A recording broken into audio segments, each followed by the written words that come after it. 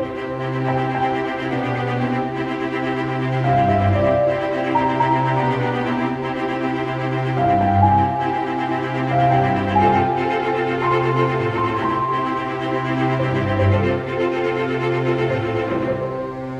morning, Superboy Legacy fans. This is your Superboy fact checker, Chris Jacobsen. With me, as always, is my co-host, our editor-in-chief for season 5, the great Tom Gallagher. Hey, Tom. Hello.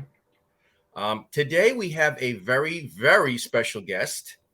We've kind of teased him before because he's the Adventures of Superman expert that I have known for at least 20 years. The great Lou Koza from here on Long Island. Well, welcome to the show, Lou. Well, thank you, Tom. Thank you, Christian, for having me on your show. This is, quite a treat. I enjoy this, and we'll just whatever you guys want to talk about, and hopefully we can chat away. This will be fun. Great.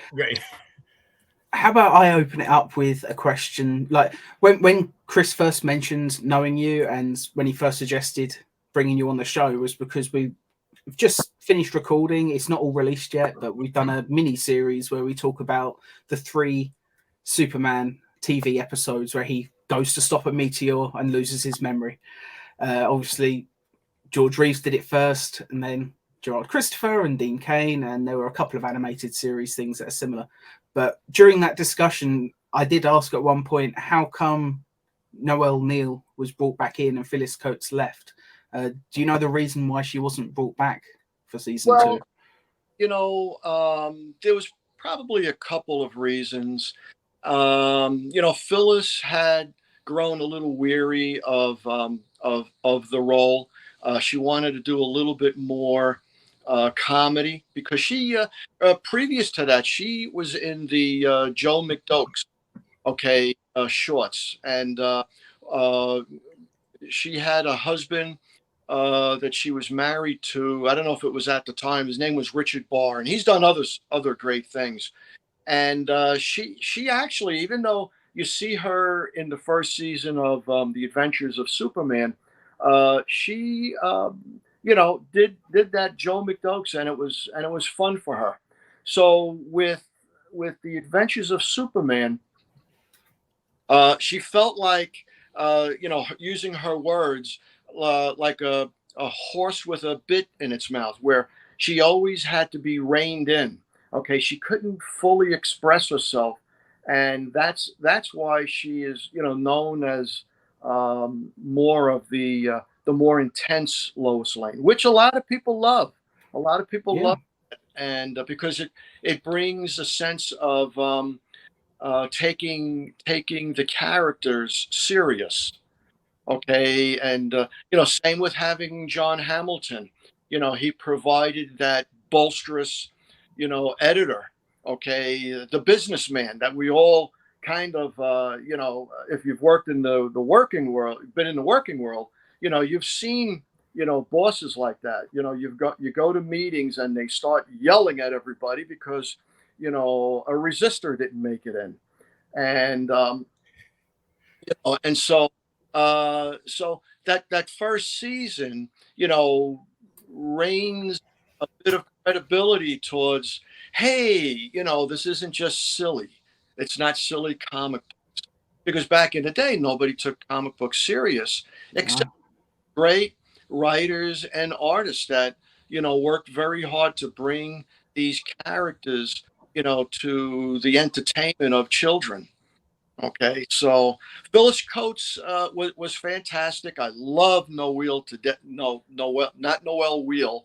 Noelle Neal. I love her to death. I've been to her house a couple of times and met her at the shows many times. And she is personally, because I know her, I don't know if Noelle is just, aces. She's just warm and generous and kind. Anything that you see on television is her.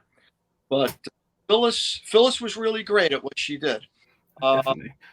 Phyllis is probably more of a modern Lois Lane in a way, because she brought that intensity to it. I would say, in the real world, you have to be a little tough, okay, which is, which I encountered people in the business world where, you know, um, there's some of them, I guess you can call them barracudas or sharks, and they're no nonsense and they want to get the job done. But you also do have to have, a balance of enjoying each other's company, because you want to help each other. Okay, you've got a common cause to get the job done, and I am not a believer of ruling by fear, and that's what a lot of people, especially some of the higher ups, they will do. Well, look at schools, right? There were for years many of the teachers ruled by fear, but Mm. but everybody has favorite teachers. Everybody will always go back to those one or two favorite teachers. Why? Because they were kind. Yeah. Okay. And what do they say about the ones who, slam dunk them all the time? They don't even want to remember them. Yeah. Yeah. No, I think we've all got teachers like that. I mean, by the time I was like in high school and stuff, they didn't hit kids anymore. But you could tell that maybe some of the older teachers kind of wished that they could. Hey, Tom, remember, I went to Catholic school. I had a lot of nuns, so I was in the period right after they were Right. not allowed to hit anymore. And rightly so. The pendulum Yeah. swung. Got to be other ways to dealing with kids that are finding it difficult to step into that education the right way. Force and violence is not the way. Absolutely. It's funny, like my favorite memory of my favorite teacher is like during some exams. Like I wasn't particularly good at English and literature and all that stuff growing up. I just didn't have the attention span, to be honest with you. But this teacher actually came to one of my other lessons after the exams and pulled me out of that class. And I thought I was in a lot of trouble, which I was like, I don't know why I'm in trouble with her. She's like my favorite teacher already. She pulled me out of the classroom and told me that I'd actually done really well in the exam, like way better than any of them were expecting. And I always appreciated that. So you're right. It's the teachers that show some kindness are the ones. Part of the thing that, and we're getting off on a other subject here about education, but I think if the education system, if the teachers would explain to the kids up front, and I'm not talking about first grade or second grade, but maybe when they start getting fourth and fifth, that to make them understand that everybody is important, and that no matter how your life is right at the moment, or how bad or how good, okay, you're here, okay, because eventually you're needed to help make the world better, okay, to be part of making things good, okay, and contributing, mainly contributing to society, being good citizens, And that's what Superman's all about. That's right. Yeah. So we've pulled it back to Superman. I was heading also. It is funny. We talked about on a show not too long ago about the fact that Superman is. I mean, he's all about hope, and okay, the hope concept has come into it more and more in recent years, but it was always kind of there. And Superman is there to uplift, and as you were saying about the teachers and the way they're there to uplift the students to show them that they do matter. Absolutely, that's what Superman's all about. So it's nice. Every individual is important. Everyone, and that's the message that the education needs to get out there, and make them understand that, hey, why am I here when I could be doing, playing, and why am I in school? So they, and lots of times kids don't understand that. Some of them get it right away. That's why they're on it. That's why they're doing those book reports and et cetera, the homework. So I think I got it a little late, but eventually I learnt it. So and that's why I feel this way.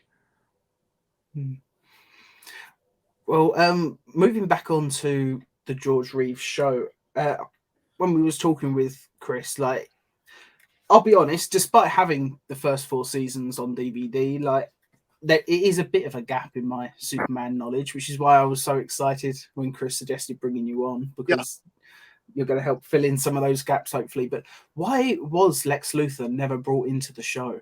Like Chris said, it was because they wanted to distance themselves from the Kirk Allen serials, but I mean, they brought back Noel Neal, so they well, Noelle Neal, bringing her back was, the quick thinking of Whit Ellsworth, because Phyllis again didn't want to reprise the role, and so it was basically, Whit giving a call to Noelle and saying, "Would you like to, come back and play the part of Lois Lane?" And she says, "When do I start?" So. It's an excellent decision, I mean, Yeah, certainly for the audiences, because I'm sure there were a lot of people that to them she was still Lois Lane. yeah, and and to them, that was the business world. Noelle, her first day she had was having a little bit of a tough time with carrying on what she had to do, and the director was getting a little annoyed at her, and she was getting even more frustrated. And so George Reeves, asked for a moment to speak to the director. He took him off to the side and said, "Hey, look, it's tough enough, coming into an established family. Why don't you give the kid a break?" Okay. And she always, in every interview that she ever did, she always brought that up because it was something that she greatly appreciated. I bet. They, Especially in Hollywood and stuff. I mean, I'm sure that kind of kindness, especially back then, well, it's budget, and they want to get everything on the first take, and they're under the grind, and the home office, with the budget isn't going to give them more. If they do, they got to fight for it, and so these guys, they want to churn this stuff out, right? Get it in the. And so, so that's where, some of these things come from. It's, it's a business, and they're, a lot of them are just like, regular people like us, they cry, they laugh, they drink, they smoke, they go to church, it's all, they're just people. And then we tend to, put them into these places, because we see them on the screen doing wonderful things that, we wish we could be Superman, and ladies wish they could be Supergirl, some of them, wonderful fan, Stephanie Perrin. She's always got her Supergirl, shirt on, and, and she gets looks like she gets a big kick out of it, but, these characters, it's on or in the comic books, they become role models for us, and it's black and white. It's good versus evil, and it's clear cut. Nowadays it's they tend to blend. There are a lot more shades of grey now, especially with characters like Batman. Like, if you were to look back at, back in the days where Robin was first introduced and just smiling and joking, and it's like Superman and Batman this week will go back in time and become the 3 super musketeers, and it's just like gloriously fun, and now completely different to what it is now. Right. Tom, you asked a question and I kind of got a little sidetracked with Noah. So Lex Luthor. that question was why was Lex Luthor never brought into the show? Okay, so with Lex Luthor, it comes down to, from what I've read, okay, again, budget. Okay, and Lex Luthor would have required a lot of gadgets. Okay, that would have tested, Superman's strength, okay, or his invulnerability. George's Superman kind of had it, a bit easy, and that's why I kind of like, that his powers weren't so, galactic.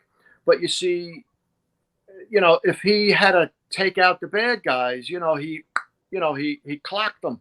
Didn't have to really fight.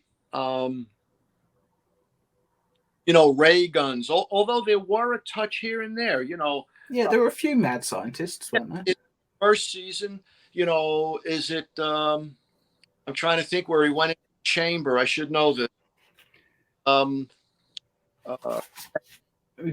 To all of the bolts at him, and he faked that he was, being injured.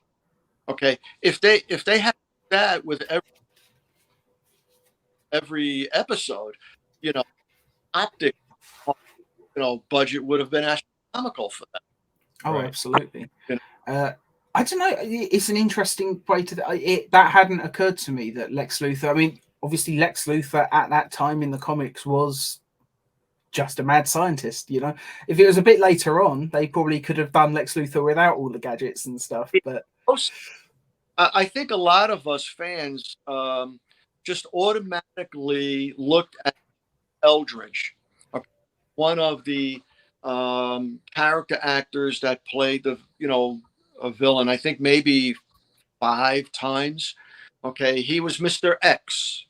Okay, and in the first season, I think it was Crime Wave, and which is the same episode I'm referring to, where Superman is in the chamber with all of those electrical current going by, and he fakes being taken under. But yeah, episode 24, I see. Yeah, John Eldridge, he's been our vision of Lex Luthor, and he was in also in episode 100, Superman's wife. Okay, and you don't have that because you don't have that DVD. Yeah, for some reason in the UK, only the first 4 seasons are available. I don't know if that was always the way, or if that maybe seasons 5 and 6 only had a very limited release. But so far, I've not managed to get hold of 5 and 6. But so I think they just didn't maybe want to pigeonhole themselves into having somebody as a standard character, because free reign of all of these great character actors. Okay, that worked in many of the film noir crime dramas, and like Ben Weldon, Herb Vigran, and they I don't think they just wanted to get pigeonholed into having a villain, that an established villain. It was super.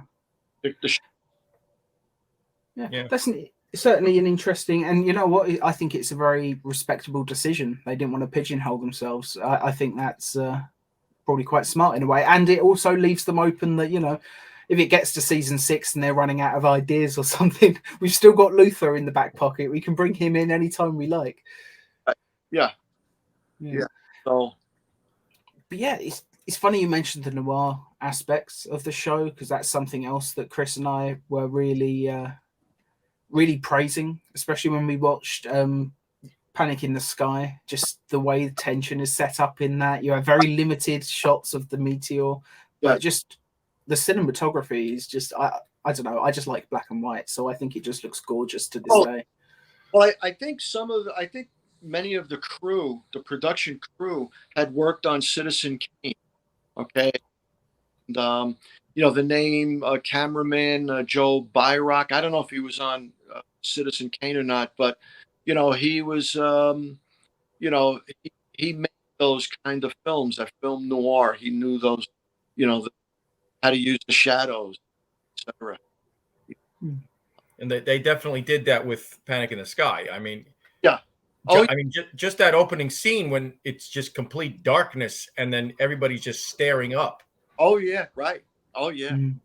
Yeah. And there's that simple shot that we mentioned as well. It's like when the meteors moved and suddenly it goes from dark to light in Yes. like an instant. And then Right. I was just saying to Chris while watching that was probably an effect as simple as holding a big piece of cardboard in front of the light and then just moving it out of shot. And but it works. Yes. And it works brilliantly. It's just a fantastic episode. Right. I mean, there's a reason, they adapted it into the comics a year later, and then they've adapted it twice more on television. Like, it's just an iconic story. Tended to use, simple ingenuity, okay, to replicate, certain things, the mood and. Nowadays, you've got all sophisticated equipment, like fog machines and et cetera, et cetera. So back in the day, Cy Simonson, was a whiz at the special effects, and Jack Larson had told me, and I've seen him say it in interviews that, he totally trusted. Cy Simonson, he always felt very safe. There was a film that Jack Larson that he was in after Superman.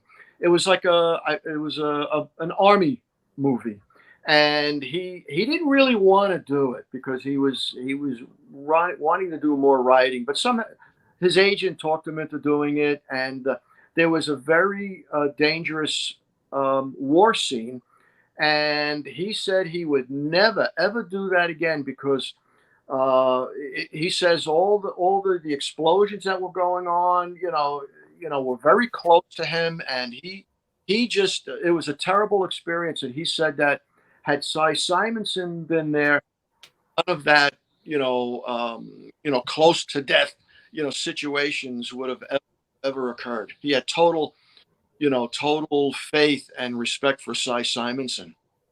It's good to know. Yeah. So, obviously, I've said to Chris before that you're kind of the Adventures of Superman equivalent to what he is for our channel. He's our Superboy fact checker. You have an encyclopedic knowledge of this stuff. Where did it all start for you?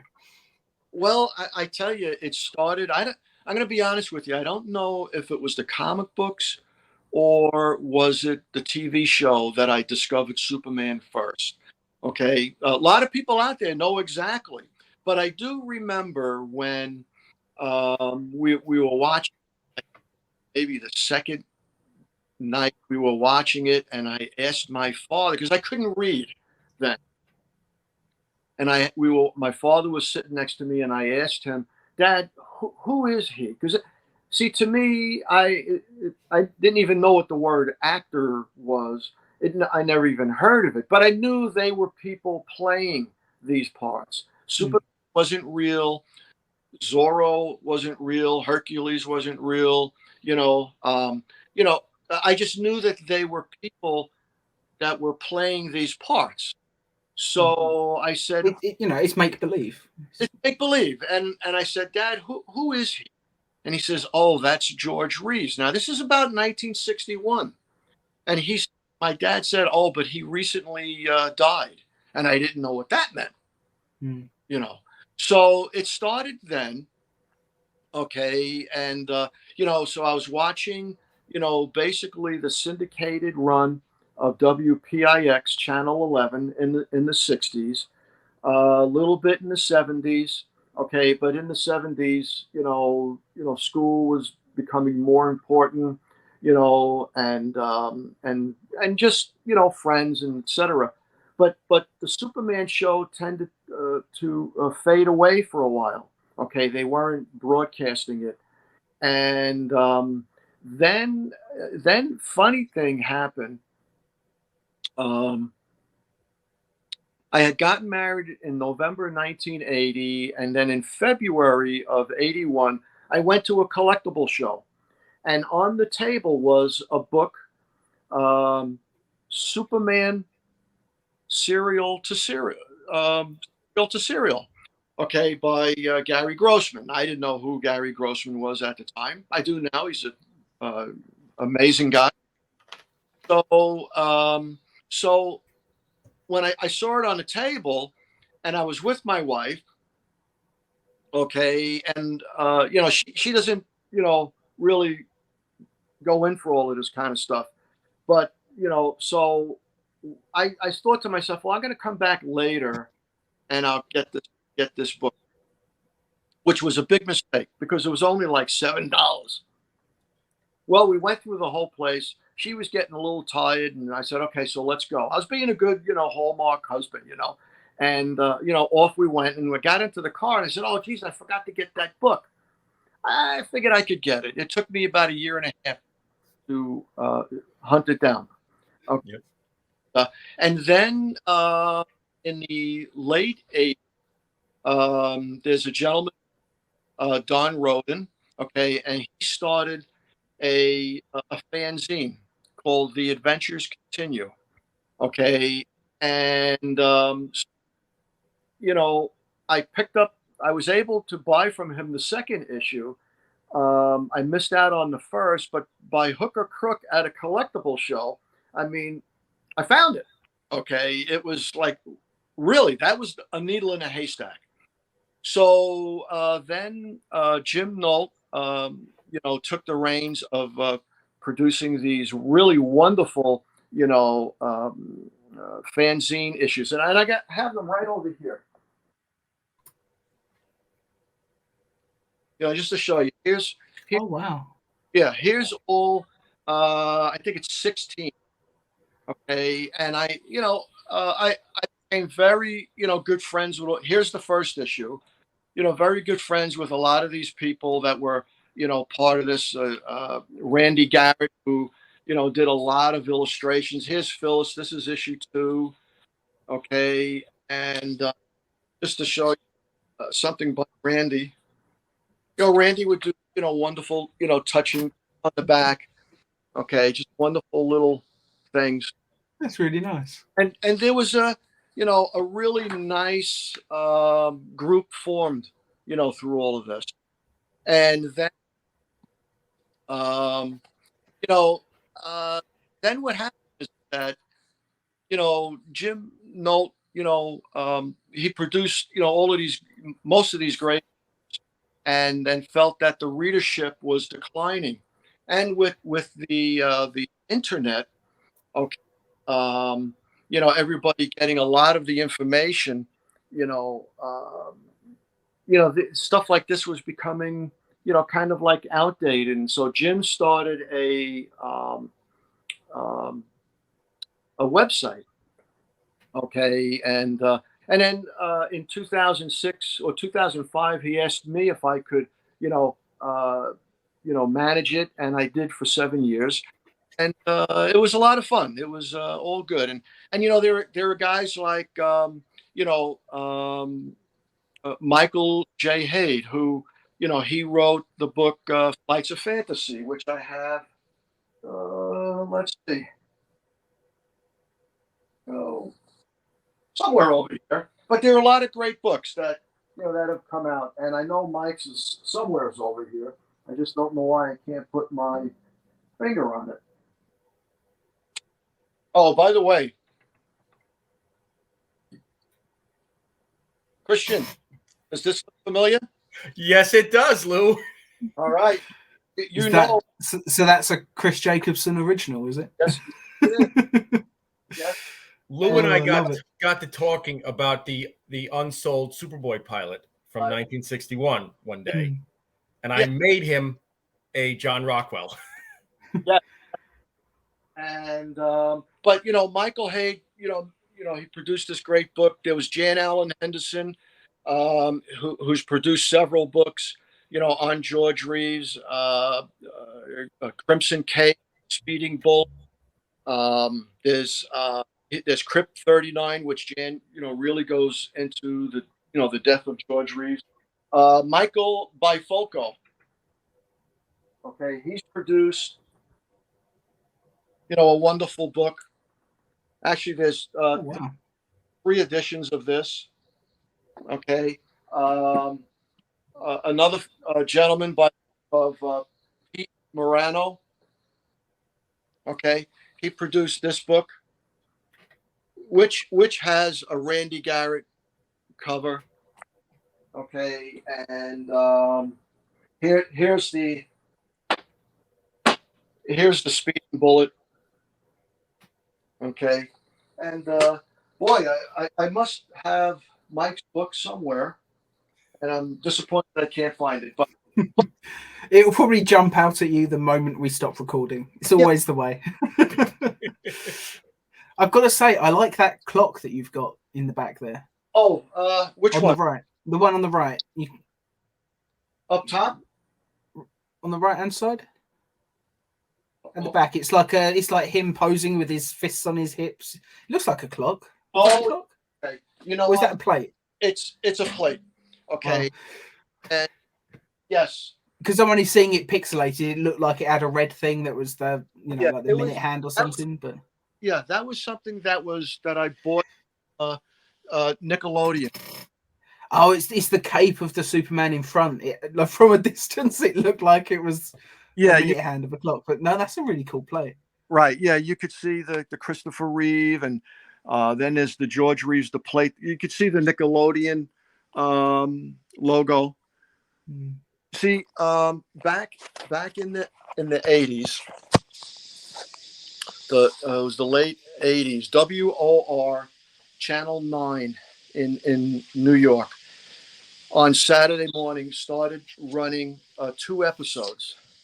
Okay, well, because the show hadn't been aired in probably more than 10, 12 years in the New York area. Okay, thank God for VCRs.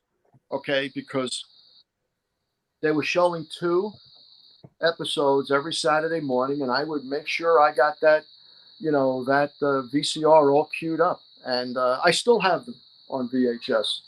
And so, I mean, we're familiar, like as Superboy fans, we're more than familiar with just the wonders that are VCRs, because let's face it, it wasn't released for so long. Right. It was the only way we could watch it was on bootlegs, which some nice person, like when I was watching my bootlegs, you could tell some of them were Australian recordings, some were Canadian. Right. It was just all these fans came together, and right. It was just a really nice thing. That yeah. I'm glad we have the official DVDs now, but there was something kind of magic about those bootlegs. Well, absolutely. But I will say that there's another gentleman who put together some DVDs, and he worked extensively to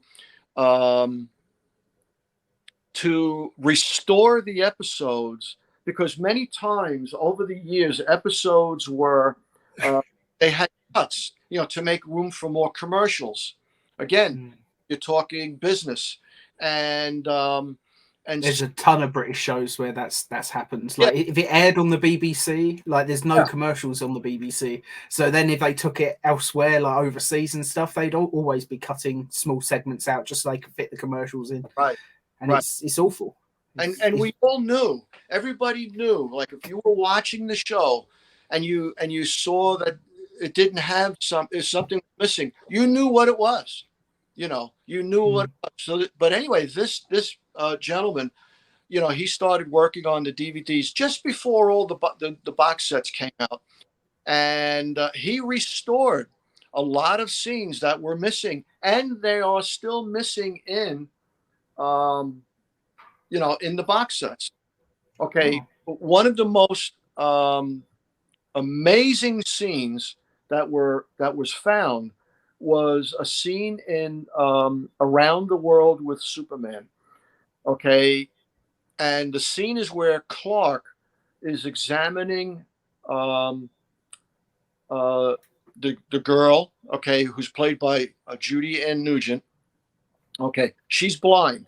Okay, and he examines her eyes with his X-ray vision, and there is a scene, where he you see like the sliver of glass in her eye.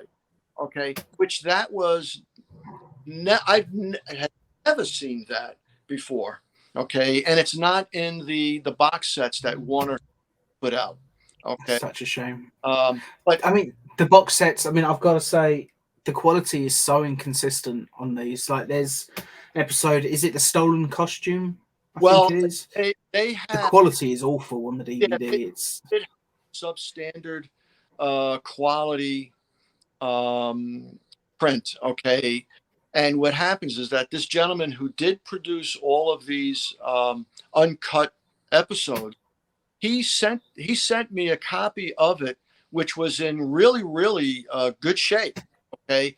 He asked me two copies, one for me, and he asked me if I could send one to Warner Brothers. Okay. And so I did. I wrote a letter. I don't know where I got the name or the address, but I sent it off to them, but we never heard back. And, the idea, was, hey, here's a print, it's yours. Okay. And it's a better version than what you have.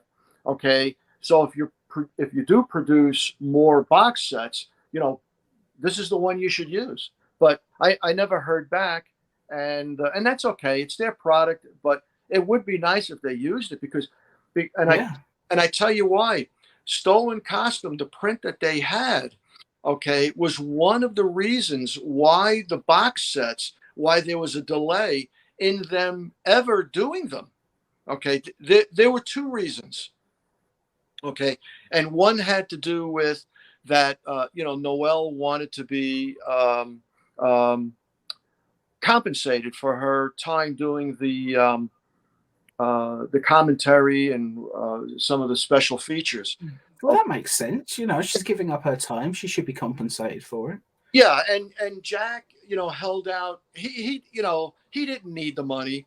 Okay, and not that Noelle was destitute, but hey, it's if you're asking me to work for you, then should be paid for it. yeah. But I think they eventually, settled on, and I could be wrong. I don't think she was compensated or Jack. Jack just held out just to support Noelle. I don't think they were compensated, but I think they were treated very well by Warner Brothers in other ways.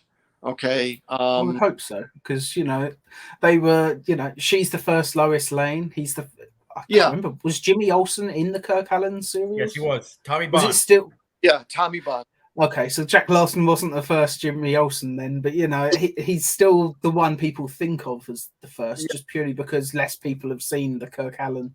Well, serials.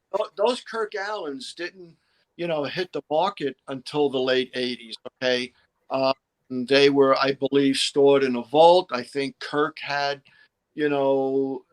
some of them, or maybe one of the serials. I'm not sure exactly how that, but finally they put those out on VHS. Now they're on DVD, and Jan Allen Henderson, who is a very knowledgeable in all of the Superman lore, regarding screen. Jan is mainly screen versions, and Jan does commentary on it, and he does a really, really great job. Anyway, I found my mic. Oh, there it is. Yeah. Fantasy. Yeah. Which again, also another Randy Garrett, artwork. Randy is a wonderful guy. Many of us have considered him to be the, definitive artist, for George Reeves. And this is a great book because it goes into the radio, Adventures of Superman, the Robert Maxwell, and then all into the the Robert Maxwell television show, the George Reeves Superman, and the Whit Ellsworth, the whole run. And this is a great book to have, to read about the whole production of the Adventures of Superman.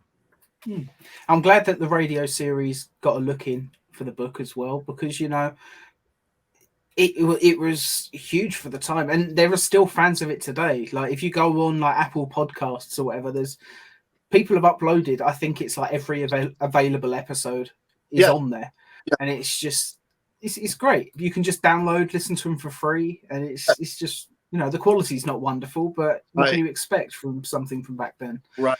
Well, Mike has done, as you can see, it's a pretty thick book. Mike has done extensive work. He visited the Library of Congress for, specific, air dates of everything, and he just really, really, did a wonderful job with it. And these are just great resources to have, because when you have discussions, you go, oh, you know what? I don't know, but hey, let me go look in the book. See, I wish there was even one book that did that for Superboy. We don't even have one, but maybe one day, maybe Chris can write one. There are, if you got people in that group, and they're really knowledgeable, you could try to egg them on, and but you see, maybe it's the internet that's that's changed things, where trying to deal with publishers is not always easy. That's part of why we do YouTube stuff, because we're in full control of what we put out there, and we don't have to answer to anyone. It's if we think it's a fun discussion, it goes up, and that's all there is to it. Yeah, right, right. But yeah, we try to educate where we can. Right. It was always exciting, when you knew a book was coming out. Okay, it was exciting. The anticipation, for it. Those the Adventures Continue, the fanzine that I was showing you. Okay, they would come out once a year. Okay, and sometimes if Jim had enough information, he would produce two, and then one would come out like maybe a month later. Okay, but it didn't happen often, but it was always exciting knowing what was on the horizon, that we were going to be learning new information, because back in the 80s and the 90s, okay, there was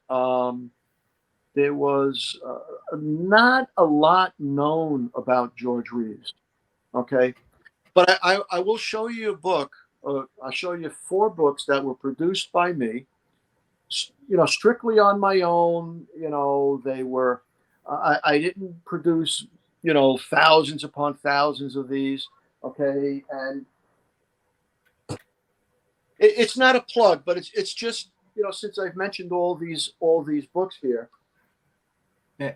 By all means, though, plug away. Seriously. Yeah. Here is the first book.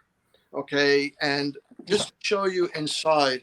Okay, well, I'm sorry. This is this is the first. It goes into, if we were to open it up, okay, you could see that it's all newspaper articles and photos. Okay, and it's all in chronological order. Okay, date chronological order. Okay, starting roughly around the time George was born, which was January of 1914. But I found information that was where his parents were married, Don Brewer and Helen Lesher. So it goes all the way back. I've tried to, let me get this lined up. I've tried to get as much information, into these things that I could. And so, so this was like the first third. Okay. It's 1913 to 1950, right? So it goes into his, most of his film career. So that then you have, the Superman years. Okay. And it's all, information, all newspaper articles, magazine articles, photos.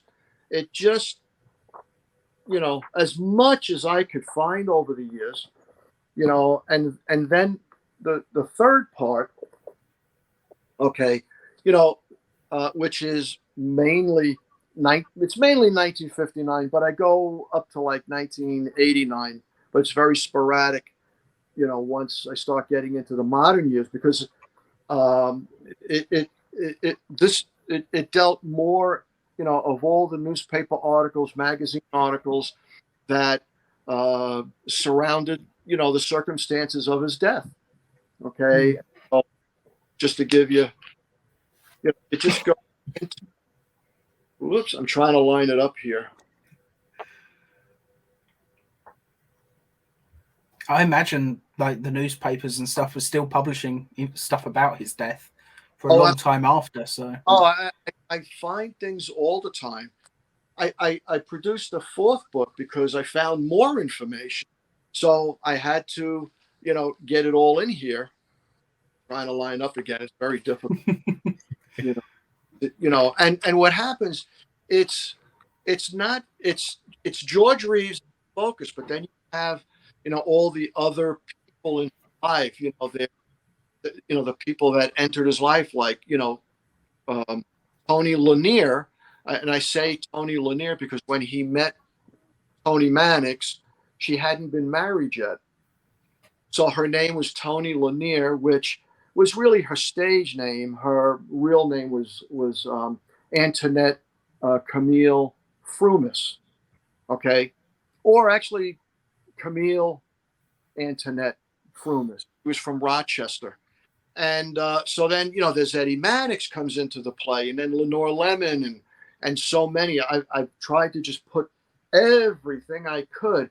And again, all in date chronological order, so that when you go through it, it's very comprehensive. So, but in any case, so they sound like an incredible resource for anyone that wants to learn about this. Are they available to purchase online anywhere?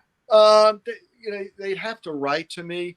I don't have that many copies left, and what happens is that I had to pretty much solicit, like mass emails and then on Facebook, and try to round up people so that that I would get an advance payment so that I could then go to the printer and print up all of these books. Okay. And that's how I did it. I didn't go through a publisher, but I have maybe 6 or 7 sets left, and, but I will say that, to ship to, out of the country from the that would be a lot of money. Like, I know just sending individual comic books back and forth, how expensive they can be, and they weigh like nothing. Yeah. Remember, I sent you stuff, Tom. Yeah, you did, and I'm still very appreciative of that, because we're reviewing the tie-in comics for Superboy at the moment, and I was slowly building up the collection because I wanted to have them all, so I at least had the issue I could show on camera. But Chris had doubles of like most of the ones I was missing. He just sent them to me, which I still think is a really lovely thing for him to have done. A good guy. But I could ship this into the United States media rate for like, maybe $5.25, but shipping it to like over here was almost 70. Yeah, and probably even more now. But getting back to Superboy, Chris, you mentioned Johnny Rockwell, and he resurfaced not too long ago. There was a fan gathering down in, I guess it was LA, and he showed up, and people were thrilled to see him after all those years. There's a great video on YouTube of it's Gerard Christopher and Johnny Rockwell doing a panel at Superman Celebration together. Two Superboys. Great. It's a lot of fun to watch. Like, apparently they knew each other before Gerard even did Superboy, and he had no idea he played the role. Wow. So it's an interesting watch. It really is a shame that they didn't produce that Superboy series. Even the Super Pup, people kind of bash it, but you got to remember the times. It was the early 60s, and in comparison to other children's shows back then, Super Pup is a fun show if you're a little kid, right? But I've got a soft spot for it, and I was a fully grown adult when I saw it for the first time. But there's something, there's some charm to it. It's a lot of fun.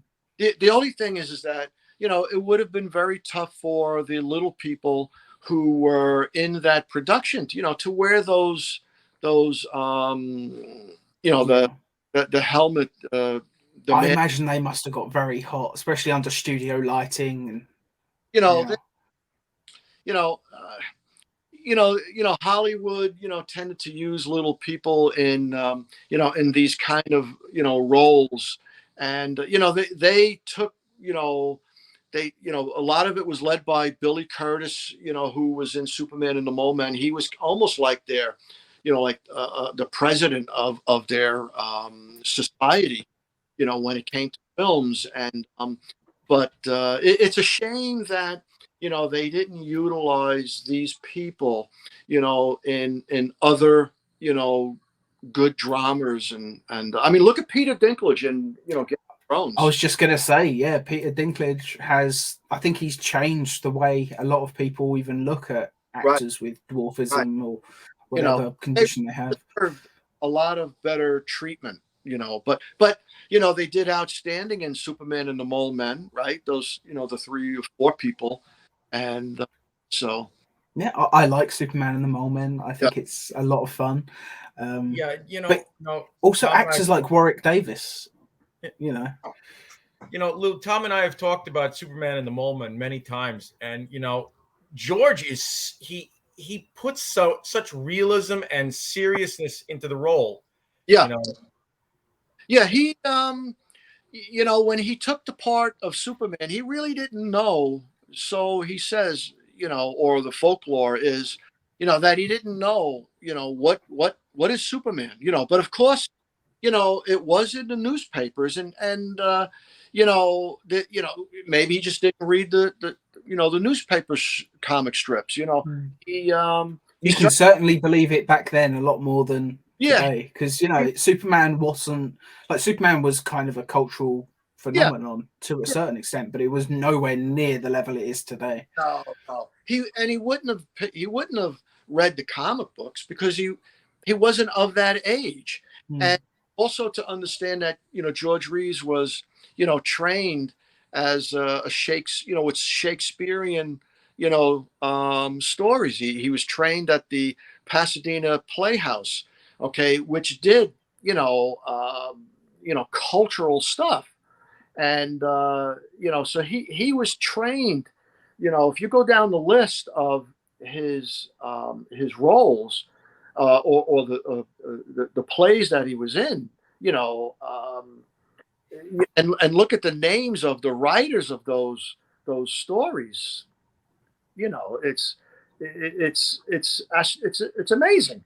And so Superman just wasn't in his wheelhouse. Jack Larson, on the other hand, he was of the age where he did read the comic books. So Jack, even though he didn't want to take the part, his agent talked him into it. The old take the money and run, because nobody will ever see this. So he did. He really wanted to go to New York and write plays. But George, he didn't know what Superman was, but he must have, after it was all explained to him, he must have said, hey, with this character, I could show the good traits that I have. Superman is a character that he could showcase, not just his talents, because he had range, right? I mean, just look at the face and the voice, right? Where he plays Boulder.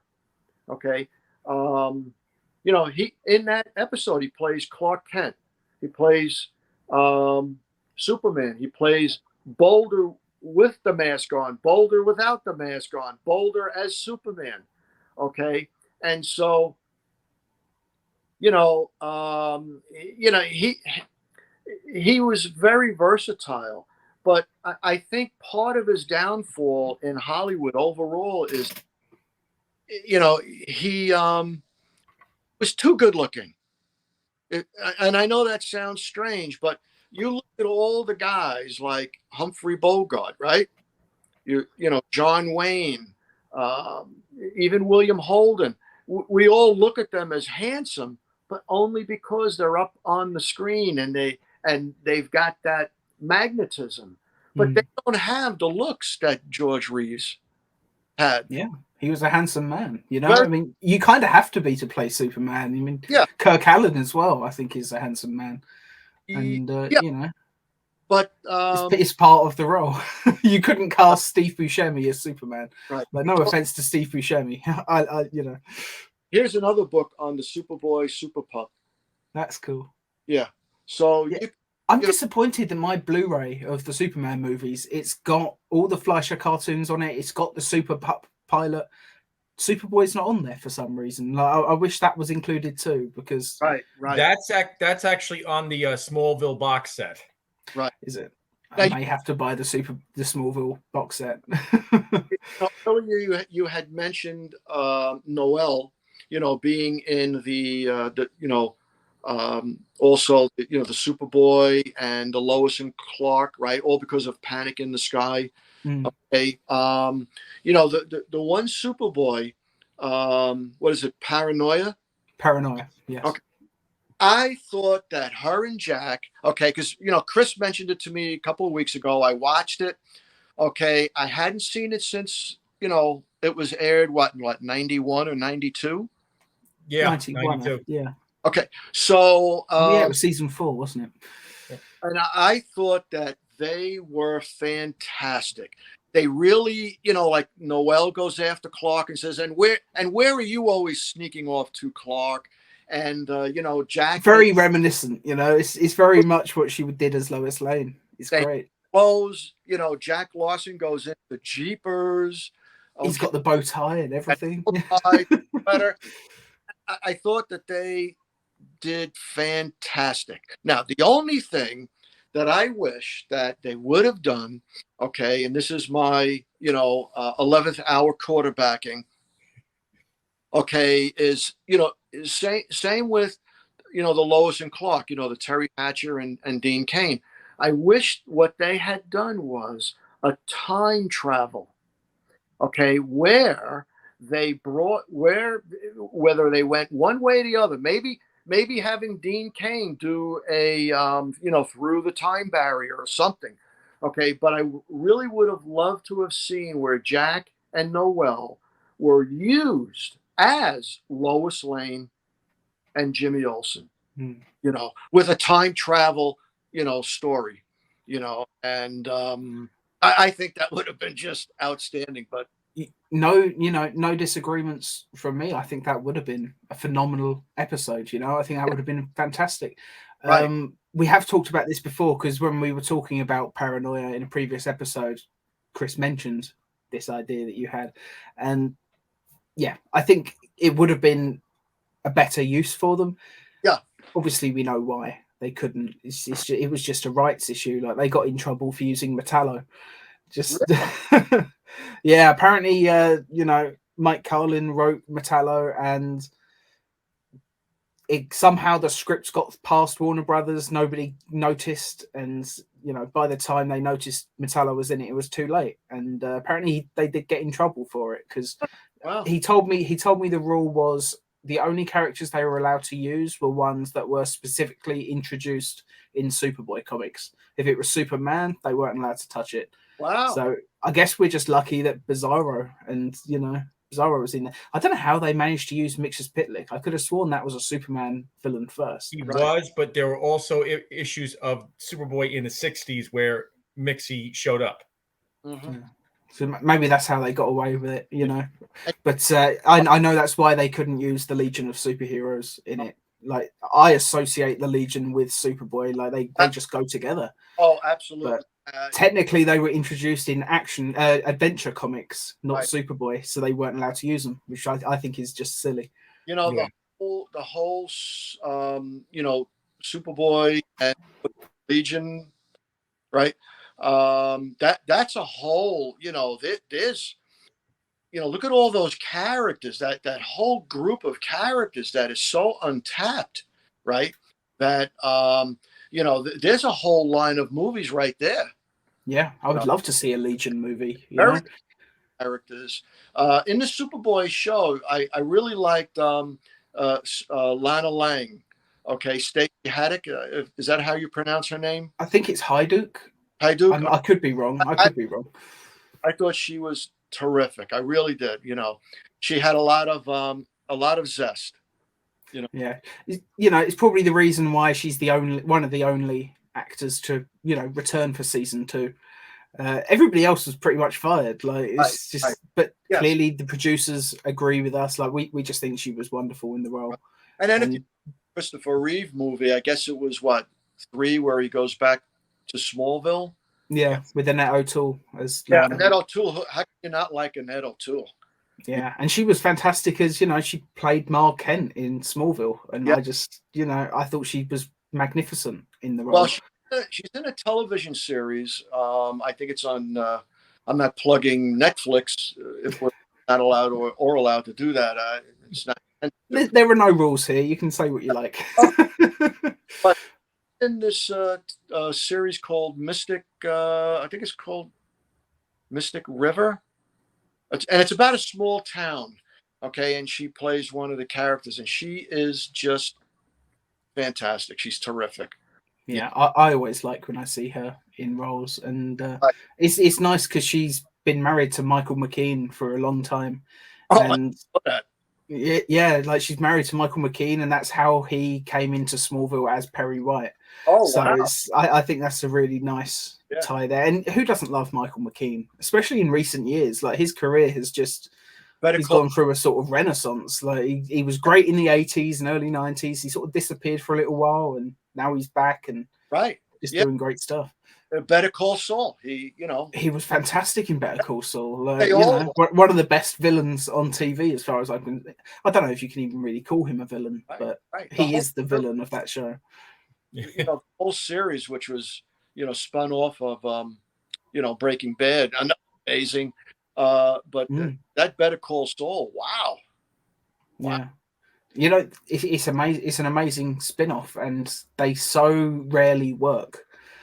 But there are people out there that will argue that Better Call Saul is actually the better show of the two, which is amazing. You would never, certainly never expect it.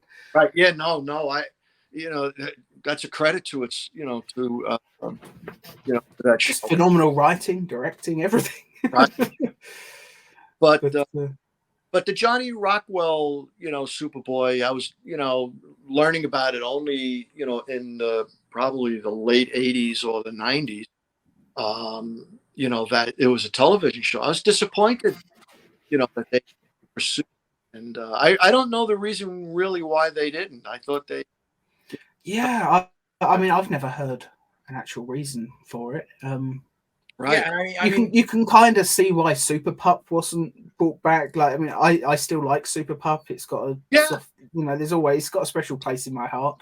But it's like you said, where like the little people and like wearing those big foam heads. I assume it was foam of some kind.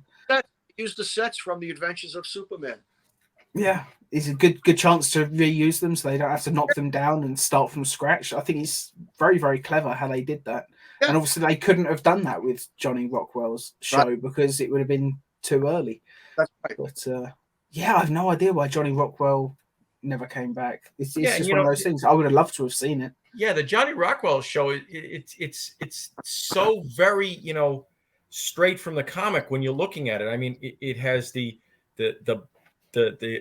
blinking light fixture, which Superboy had in the comics, as his bat signal, as it were. It has the secret entrance and exit. Yeah. And I mean, Johnny Rockwell was great. Yeah, it would have been. I think it would have been a terrific show. Like all pilots, they put a little. They don't. The budget is small, so they're just giving you, a cursory, feel for it. Because the pilots are meant to, make the sales pitch. Test the market maybe. But had it continued, it would have gotten.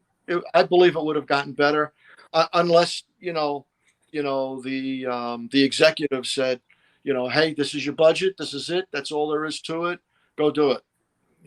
I'm sure they would have found a way to do it, if that was the case. And let's face it, with sci-fi, I count Superman as sci-fi. I guess it's sort of fantasy in a way as well, but you've got, aliens come in, so it's sci-fi. But all shows of this sort of genre, the first seasons are typically a little bit rough anyway. Yeah. And just look at like me. I don't know about you, but Chris and I are huge Star Trek fans, and I think it's kind of a rule that apart from maybe the original, the first season of Star Trek is never very good. Right. I mean, Yeah. just look at Next Generation. Like, who doesn't love TNG? But that first season is, I mean, even the producers said it's borderline unwatchable. Right. And Yeah. so, yeah. Yeah. They're just getting their feet wet. They're trying to understand their characters, and maybe, I don't know. So I would love to have seen like what Johnny Rockwell's Superboy season 2 might have looked like. I think that could have been really interesting. Well, and Tom, that book that Lou was just showing up, I actually have a copy. I recently rebought it on Amazon because they put it back into print, and the cover is now in color. Color pictures. Yeah, that was Chuck Harder who who respun that. Yep. And they actually have the first 13 story outlines for what the first 13 episodes would have been. Oh wow! Yeah. I bet that's a fascinating read. I'm always interested in this stuff. I've got a Star Trek book about the lost voyages of Star Trek, and it's got like all the episodes that were written but never produced of the first two book. series. Mm-hmm. It's both original series and Next Generation, so I imagine there's some phase 2 sprinkled in there. I haven't got quite that far into it. I only got it quite recently, but it's a fascinating read. And I've even got a comedic book about the unmade 8th season of TNG, which is just purely a comedy book. It's like all these hilarious episode synopsises, like, they start off, it sounds like Star Trek, and then there's a turn. It's like Captain Picard deals with the moral ramifications of altering a murderer's memories. Also, someone pooped in the holodeck and now it's ruined. And it's just like, I think it's a really fun concept for a book. And the guy that wrote it is now the showrunner of Star Trek Lower Decks. So he actually is working in official Star Trek now. Mm-hmm. But it's always something that's interested me a lot, these episodes that never were. I'd love to know a little bit more about Johnny Rockwell's. With the Adventures of Superman, there was talk of doing another season. Okay, that would have been filmed in 1959. Would have been filmed in September of 59 and released in 1960. But of course, with the tragic death of George Reeves, that didn't happen. The plan was that, or what I've heard and read, that they were going to redo the scripts from the first season of The Adventures of Superman. Okay, because I forget exactly why.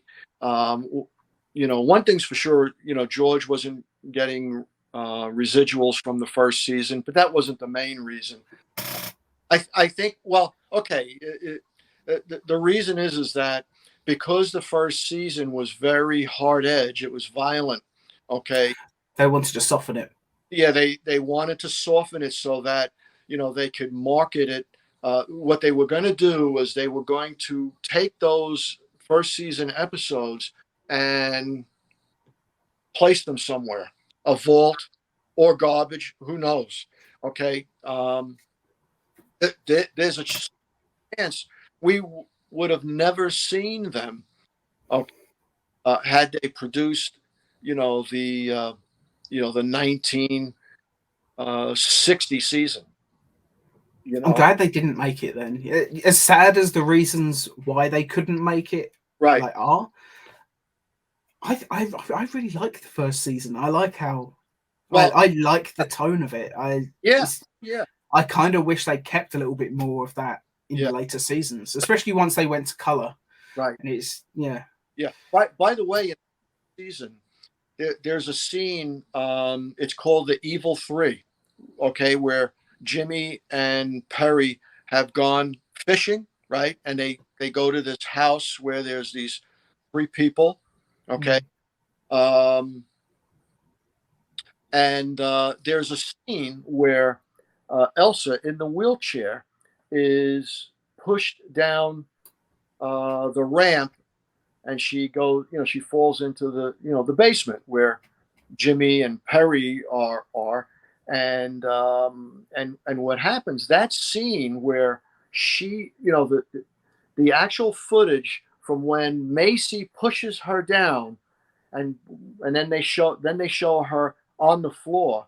Okay, in between, that scene was cut from the original Bob Maxwell prints. So when they went to syndication, I think they showed it once.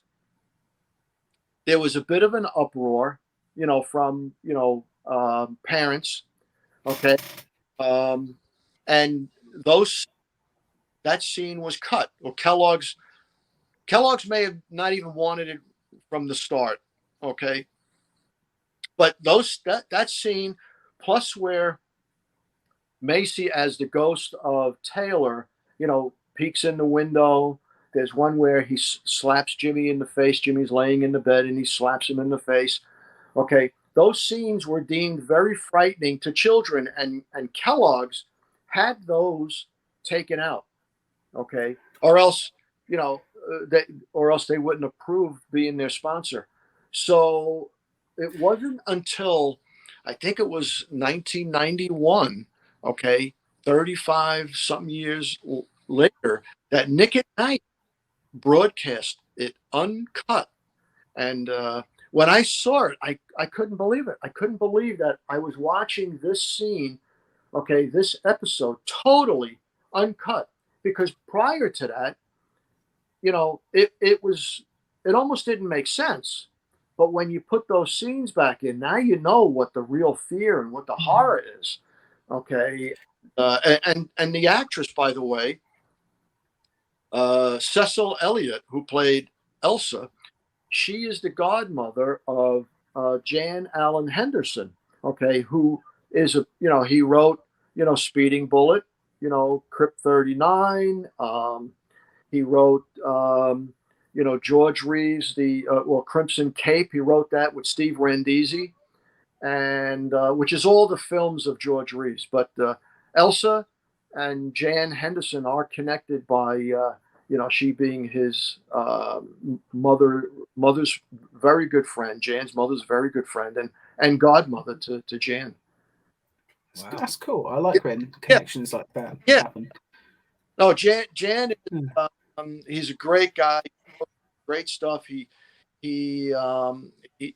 really takes the life of George Reeves to heart, and in Jan's books, he tries to he does make George Reeves a human again, because fans, because of the Superman persona, tend to put George Reeves way up on this cloud. But Jan brings him back to earth, and you get to know and so I have great admiration for Jan and all he's done. Oh, that's good stuff. And it's funny that they were so worried about kids seeing the woman in the wheelchair fall down the stairs, or get pushed rather. Well, and it all started prior to that, comic books were pretty much had a free reign to do what they were doing, because the pre-comic code days, wasn't it? Well, that Dr. Wortham, a lot of people criticize him, his book, because they feel that he was censoring, but you have to remember that this is mainstream products, and children are going to see these things. Okay, these comic books are aimed at children, but when you have horror, magazines, showing, beheadings, somebody holding, a head, with blood draining out, that's a little bit extreme. Yeah, you can see where he was coming from on some stuff. I think he just went too far in the opposite direction to a certain extent. Yeah, it could be a negotiation where in the business world, you go for the most and then hope that there's a compromise somewhere. Okay. So, and wherever, pendulum swings, it could wind up swinging here or this way or this way. But if you believe in something, okay, you're going to want to try to max out as much as you can, because they're going to come back and try to push you back. Yeah. So give in. Okay. It's funny. The creators of South Park say that they do the same thing when they, like in some of their movies they've done, and even on the TV show, they'll put in jokes and stuff that they know are going to get cut, purely because they think if we cut them, we can talk them into letting us keep the stuff that we actually want in the episode. Yeah. So they would add stuff that they had no intention of ever actually releasing. It's a very clever thing to do. There's a method to make, but so now what happened is that that first season, had, a guy taking away the braces of a girl that was crippled. There were just things there that, the front office must have, shook their head and said, hey, wait a minute. Okay. And certainly Kellogg's, the sponsor, that sells children's, cereal. Okay. Not going to want, their cereal being sold by a product that is endorsing, the overly violence.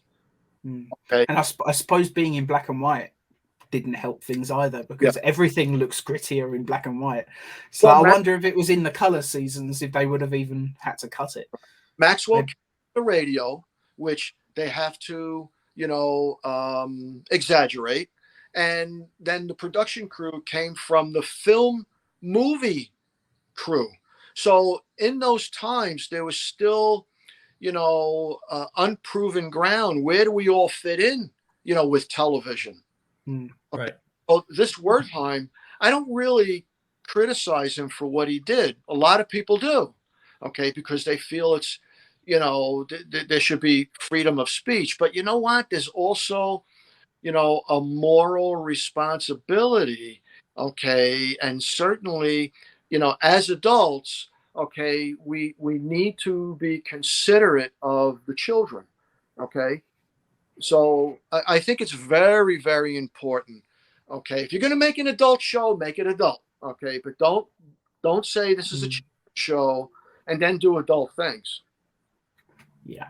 Right. I agree with that. And, I always thought with the comic books, what they should have just done was implement like an age rating like they do nowadays with films and stuff. You could have like R-rated comic books and they can't be sold to anyone under that age rating or something. Right. It probably would have made some sense. It's certain things with the Comics Code Authority, whatever it was, that did make me laugh was there could be no use of drugs in it whatsoever, even if the story is about the dangers of drugs and about getting people off them and stopping people becoming addicts. And it's just like, at that point, I'm just like, you're probably, they just didn't want it introduced to the kids. They didn't want thinking with those things. It's only later with the 60s, even though, marijuana and some other things were used in the 50s, that very, very underground, right? Yeah. Okay. And you had Reefer Madness. That was a D movie. You have your A movies, your B movies. That's more like an F. Okay. So when you started getting into the 60s, okay, and you had the young were, anti-establishment because they were tired of being beaten down by, the higher ups, and then there was the Vietnam War. So, and then, kids started turning, to, smoking marijuana because the rock stars were doing it. The rock stars were doing it because it helped influence the imagination and their songwriting. And so there was this whole culture thing. Okay. But Neil Adams, okay, and Denny O'Neil wrote the two, the Green Lantern, right? Green Arrow issues. And they had, Speedy was on drugs, which he was on heroin or something. Right. And then I think Marvel, you know, I They think had a Spider-Man thing where I think yeah, it was Harry Osborn was high on Yes. something yeah. and jumps Yeah. off a roof, and I what happened? Stan Lee heard what DC was doing, and then I think he beat them to the punch.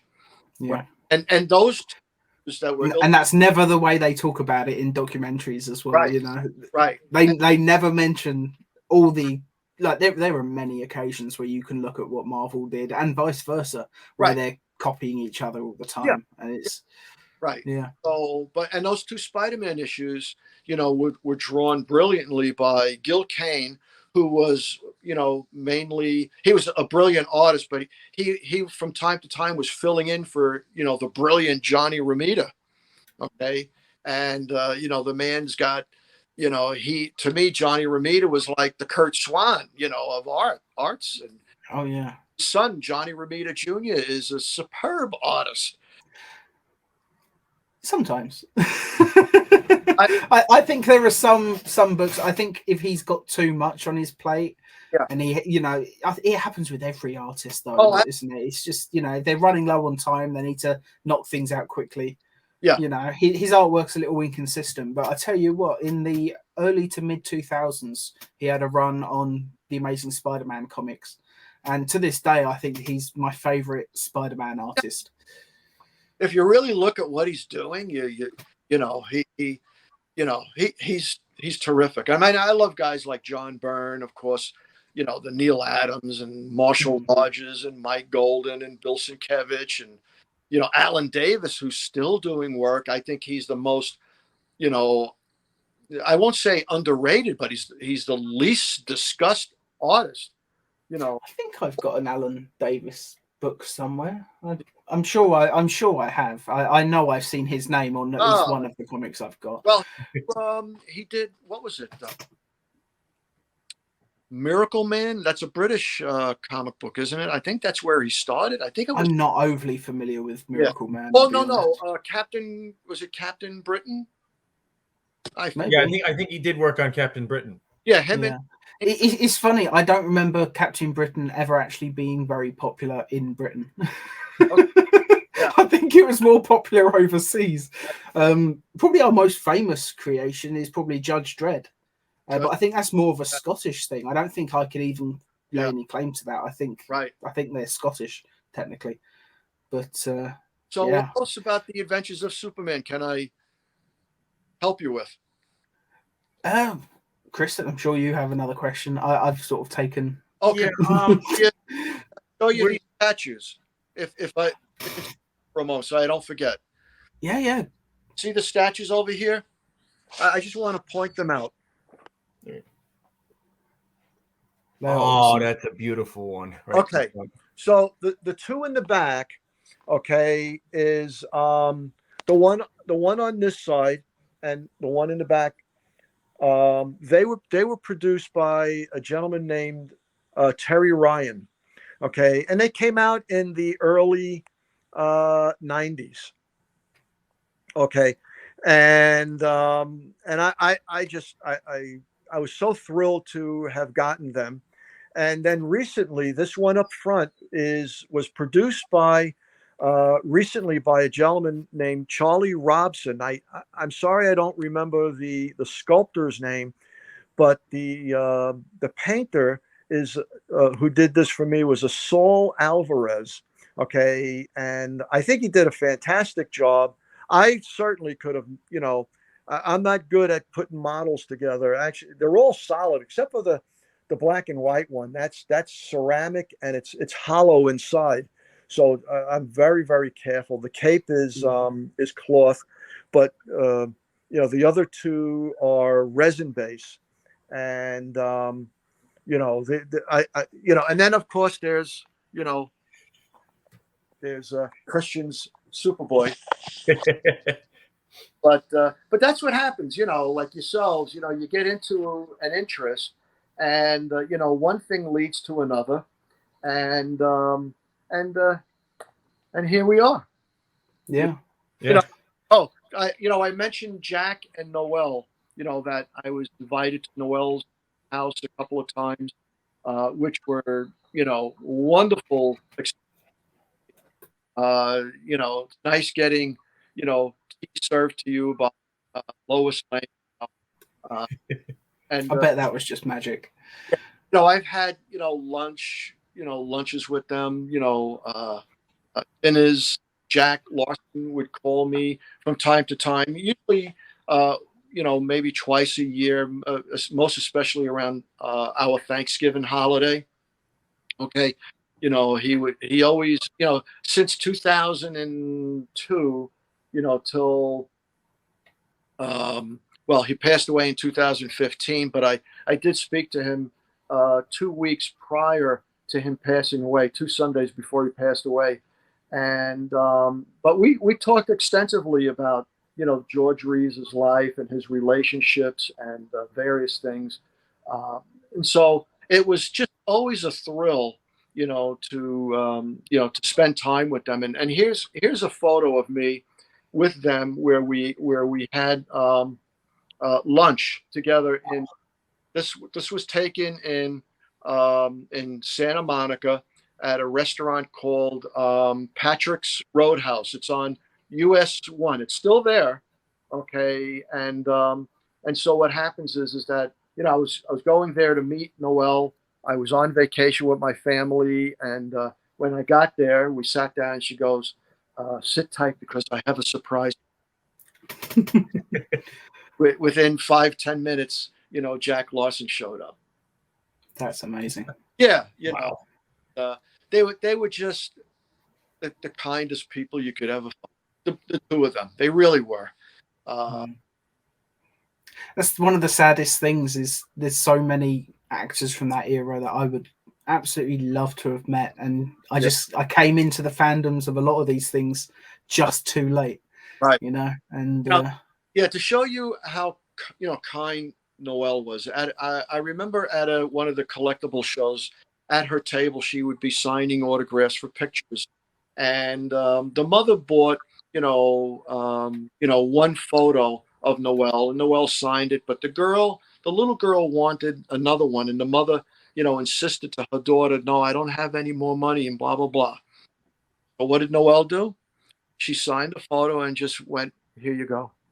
You know, Wow. yeah, you know, it's always nice when stuff like that happens. I know, Chris, you told me a story about a con and somebody did the exact same thing, and I think it was you that told me that. Yeah, yeah. Well, my friend John, he's my friend in the wheelchair. We went to Icon, and that was the big show here on Long Island up until several years ago, when it fell apart. Sarah Douglas from the Christopher Reeve Superman movies was there, and the first time that she was there, that John and I went, you know, there was this she was doing a Q&A the Friday night, and of course it's in one of those stadium style classrooms on the campus, so of course the door to get into it is at the top, and John being in the wheelchair, we had to stay up at the top, and she says, "Gentlemen, come closer, I don't bite." And John, you know, yells back, "I can't, I'm in a wheelchair." Of course, there's no ramp to get down. And she says, I'm pardon? And he screams it out, and she got all white, whiter than she was when she was wearing her Ursa makeup. And 2 years later, you know, she comes back, and, you know, he goes over to her table finally to get an autograph from her. And she just sits there to him, and she says, "You know, have we ever met before? You know, you look so familiar. And I know I do a lot of these conventions." And he says, "Well, you remember when I was here, when you were here 2 years ago?" She says, "Yes." "You remember that Friday night Q&A that you did?" "Yes." "I'm the guy in the wheelchair that you were trying to get to come down." She got so flustered. yeah. And then she's like, "Oh my God." And she apparently gave John his autograph cheaper. Wow, that's good. You know, there's you know, when you mentioned Sarah Douglas, you know Jim Bowers. Yes. You know of Jim Bowers? Yeah. Jim is, He's a legend in the Superman fandom. just off the charts, the most nicest guy. You know, I can't say enough about him. He's extremely generous, and he is in my mind, the true ambassador, the true fan, ambassador to all of the Superman, screens, Supermans that are up on the screen. He not that he knows all about all of the, he doesn't know everything about the Superboys or anything about the Henry Cavills, but when it comes to the fan connection to, the screen version of Superman, okay, Jim Bowers is, way, way up at the top. Oh yeah. Just some of the photos that they've, on the website, like restoring all these photos, making them look like they were shot yesterday, like bringing out the colors and stuff. Some of those photos are just incredible. And I do a bit of photo restoration myself, but I'm nowhere near at that level yet. But it's nice to have something to aim for. Yeah. The things that like Jim does, and some of the things I've done, like on Facebook, I do my stuff. And, I don't know if you read, I wrote the story about George Reeves, Yeah, that's on Cape Wonder. Yeah, I was reading through some of that this morning. Yeah, we don't do this for money, we do no. And it's not, we're not trying to gain, status of notoriety. It's all about, the spirit of, like, Jim Bowers is, fully into promoting the good spirit of Chris Reeve, and he does just this outstanding, thing, and he doesn't get paid for that. All of those things you see, there's, it's all to bring a, a cohesive family of fans together, that are interested, so that you see something that you haven't seen before. Okay. So that you feel enriched by it, and not that you're not enriched by your own daily life, and that we all do have good lives. It's not like we don't have a life. We have families and people that are important to us. But when you have a hobby, it adds a little nice, something nice to it. Yeah, and his website Cape Wonder has done wonders for the Superman community. It's just awesome, and it's part of. Like I always said, there were basically 2, maybe 3 websites that I would visit a lot when I was in high school. One would be Cape Wonder. One was Superboy homepage, which was, our founder Sam Rizzo's first website about this show. And the third, I think, was bluetights.net, which was set up to promote Superman Returns. Well, obviously it doesn't exist anymore, but they had a pretty good forum, and it was just great interacting with fans on that website. I have fond memories of it. It's a shame it's no longer around. Right. Add the adventures continue, to your list, and go visit that site, and you'll see a lot of great stuff on George Reeves. It really would. Lou, just a question about the website, since you brought it up. Is Randy's Superman and the Secret Planet still on there? Yes, it's still there. He did. I don't know if you know about this, Tom. There's an unproduced script out there called Superman and the Secret Planet, and Randy Garrett actually did a comic book adaptation of it that is available on the website. And awesome. I know about this because of Lou. Yeah. Oh, that sounds like fun. I'm going to have to check that out. It really is. That's like, Randy is the guy that did the cover of some of these books that I showed you. Okay. Yeah, his illustrations are just. He was inspired by Kurt Swan. Okay, and so you'll you can see that influence. Just the pictures you showed us, you can see the Kurt Swan influence. Yeah. By the way, I want to mention when I first met Jim Bowers. It was in Metropolis, Illinois, 1996, and how Jim and I, bumped into each other. We said hello, said who we were, and Jim is just, so like, he's like a kid at the circus, and, so him and I, we went into the, into the museum, and he brought me over to where the George Reeves, the costume and all the various different things.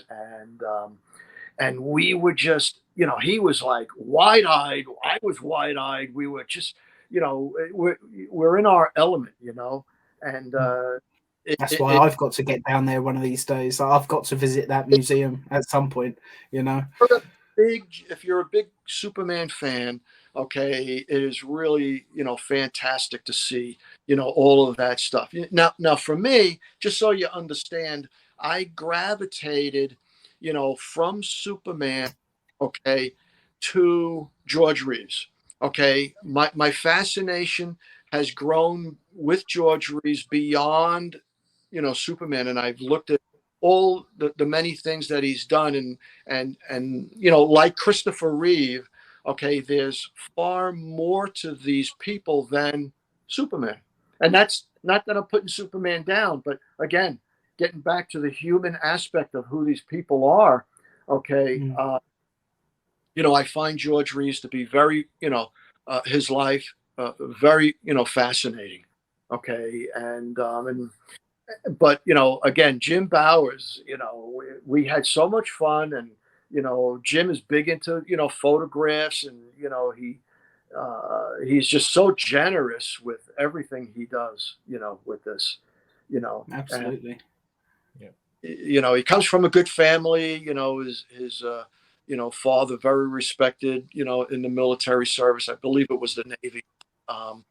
And he's just got great admiration for his family, and he's a really, really good guy. That's cool. Maybe at some point we'll be able to get him on our show. I would certainly wouldn't mind having him as a guest at some point. Oh, half a dozen guys you should have on your show. Oh yeah, you're our first guest since we took over the channel from Sam, and it's been a really fun experience for me, certainly. I just wanted to thank you again for coming on, but there is one last thing I wanted to ask you about. Okay. I know that the movie Hollywoodland is far from accurate, Yeah. But the story of the kid with the gun saying, Yeah. "Can I shoot you?" How much of that was actually true, and like how different was it as opposed to how we saw it in the movie? Because it's one of those stories that is just kind of amazing, and it's Well, I tell you, it's a little multi-dimensional in that sense, and the reason why I say that is because back when movie and television stars did personal appearances, like Hopalong Cassidy, Roy Rogers. Okay, there were always kids coming with their little cap guns and cowboy hats, and cowboys in the 50s, okay, was huge. Okay. A lot of kids had, cowboy shirts, cowboy boots, and, the guns on the side. So I've seen pictures, not many of them, but I've seen where, a kid is holding a gun up to the Lone Ranger, okay, or Hopalong Cassidy. And maybe that might have been like the theme was appropriate, but also, a cowboy kid coming up to, Superman, it could fit. But whether it was true or not, I mean, I think it's okay, to use that theme in a movie, because George, in his personal appearances at state fairs, he did endure certain dangers from the public, which was, sometimes verbal. Hey, you bum, let me see you fly. Let's see you fly, right? That's You're always going to get assholes like that, aren't you? Anywhere you go. There were kids that did throw rocks, okay, or punched them in the back. I think he might have even taken, a compass pin in the leg. All right. And they were adults. They were, the dads that wanted to prove to their sons that they could beat up Superman. And, George went to, there was a judo school called Tegner's, okay, in Los Angeles. And George went there and he learned judo. And you might have seen, there's a little clip where he does, it's called Candid Reporter. He does like these, he's wearing a judo outfit, and he's doing these flips in the backyard. I don't know if you've seen it, but anyway, George, if an adult, challenged him and took a swing at him, okay, well, number one, he had Gene LaBelle not too far from him, so Gene LaBelle could put the guy in a chokehold. But George could handle himself. George was a pretty strong, guy on his own. Wasn't he a boxer? Or is that an urban legend? Am I confusing him with someone else? His early years, when he was in the Pasadena junior college, and he got into what they call the J. I don't know if it was JV or JC, JAYSEE. Okay, and it was a boxing club, and also the Golden Gloves.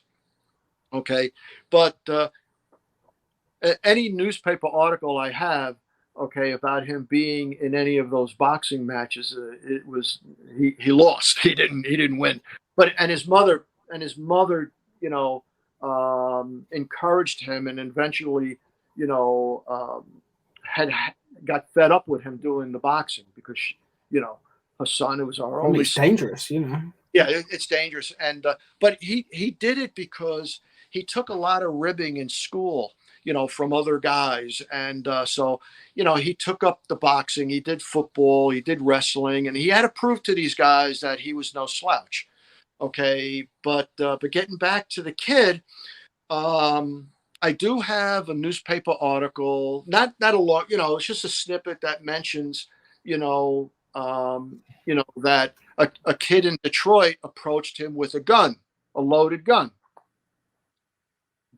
But, I asked Noel Neal in 2003, when I met her at a show, and I said, did that ever happen where a kid approached George? And she kind of, she shook her head and she goes, I don't, no.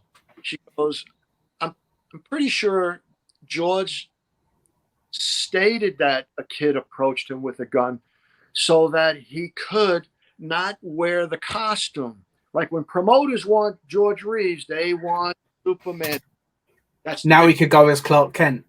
Yeah, you're not going to go see Bozo the Clown without the Bozo the Clown outfit, right? You're not going to see, Captain Kangaroo without, his little puppets. Okay, Super Sales, right? You're not gonna go see Super Sales without, White Fang and Blacktooth. Okay, you don't know what that means, but there will be people who do. But Christopher Reeve refused to do appearances in character for that very reason, because he was like, if I walk out onto a baseball field and throw the first, is it a pitch? I don't know. And he's like, where do you go from there? Because I'm in costume. The thing to do would be to fly out of there. And it's how, anticlimactic would it be to just have Superman slowly walk back off field? So he was just like, it would break the illusion for too many kids. So he just never did it. Right. There were the expectations, that, the kids wanted to see him fly, which he couldn't do.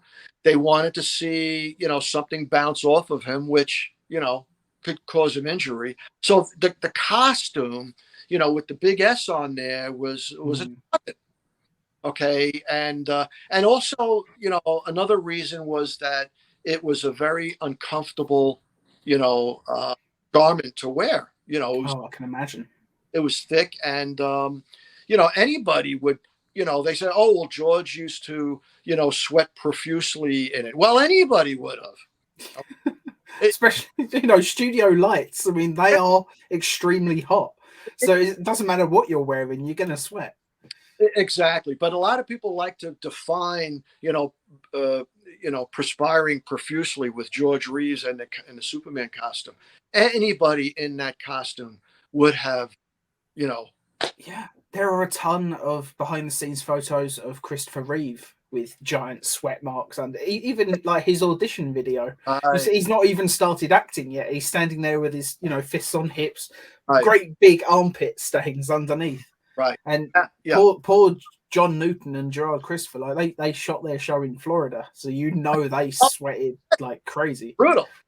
But with George Reeves, from what I've read, that it was uncomfortable getting into the costume because, supposedly, I guess they call it the tunic, and it had like this thing that wrapped and came up, up the crotch, and it had to be sewed, so that it all stayed in place, and that took a little time, and it was, uncomfortable, probably, going through that, especially back then. Yeah.